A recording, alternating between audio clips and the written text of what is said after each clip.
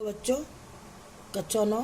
आज मैं आपको हिंदी खंड खा में पाठ 3 समास पढ़ाने जा रही हूँ, जिसे आप ध्यानपूर्वक सुनेंगे। वैसे मैं पहले भी पढ़ा चुकी हूँ और मैं वर्क भी भेज रही हूँ। जो वर्क जिसका पूरा हो गया उससे मिला करके और आगे का ये भी कर लें उसी में। समास क्या है? समास का तात्पर्य दो या दो से अधिक शब्दों को मिलाकर एक कर देना समास कहलाता है। इसमें दो या दो से अधिक पदों अथवा शब्दों को मिलाकर एक पद निर्मित किया जाता है। जैसे चार भुजाओं वाला और चार भुजाओं वाला, ये शब्द अलग अलग है, लेकिन एक शब्द इससे बना चतुर्भुज। चार भुजाओं वाला अर्थात चतुर्भुज। अतः आपस में संबंध रखने वाले दो या दो से अधिक शब्दों के मिलाने से जो एक स्वतंत्र शब्द बनाया जाता है उसे समास कहते हैं। समस्त शब्द या सामासिक शब्द किसे कहते हैं? समास करने से जो स्वतंत्र शब्द बनता है उसे समस्त शब्द कहते हैं। अब समस्त शब्द का विग्रह कैसे किया जाता है? विग्रह क्या है? विग्रह है सामासिक पदों के बीच का संबंध स्पष्ट करना, समास विग्रह कहलाता है।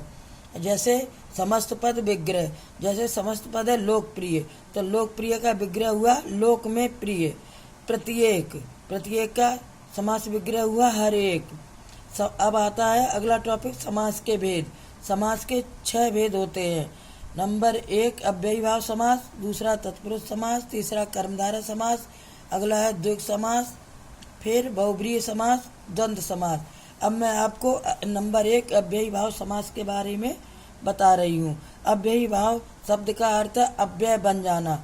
इस समास में पूर्व पद अर्थात पहला पद प्रधान होता है और वह प्रायः अव्यय होता है। समास करने पर समस्त शब्द भी अव्यय बन जाता है और क्रिया विशेषण के बाद प्रयुक्त होता है। जैसे समस्त पद विग्रह यथाविध, समस्त पद है यथाविध, विग्रह विधि के अनुसार, प्रतिदिन, दिन दिन, यथा नियम, नियम के अनुसार, बेखटके बिना खटके, एकाएक, अचानक, अकस्मात, बीचों बीच, बीच ही बीच में। अब दूसरा है तत्पुरुष समास। इसमें उत्तर पद अर्थात दूसरा पद प्रधान होता है और पूर्व पद अर्थात पहला पद दूसरे की विशेषता बताने के कारण गौण होता है। इसमें समस्त पदों के बीच में आने वाले परसर्गों का लोप हो जाता है, मतलब परसर्ग उसमें नहीं होते हैं। जैसे राजा का कुमार, तो इसका हुआ राजकुमार।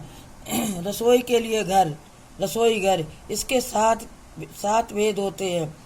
तत्पुरुष समास वाले पदों के बीच में कर्म कारक से लेकर अधिकरण कारक तक परसर्गों का लोप हो जाता है। बच्चों, अब मैं कल आपको कर्म तत्पुरुष समास पढ़ाऊंगी।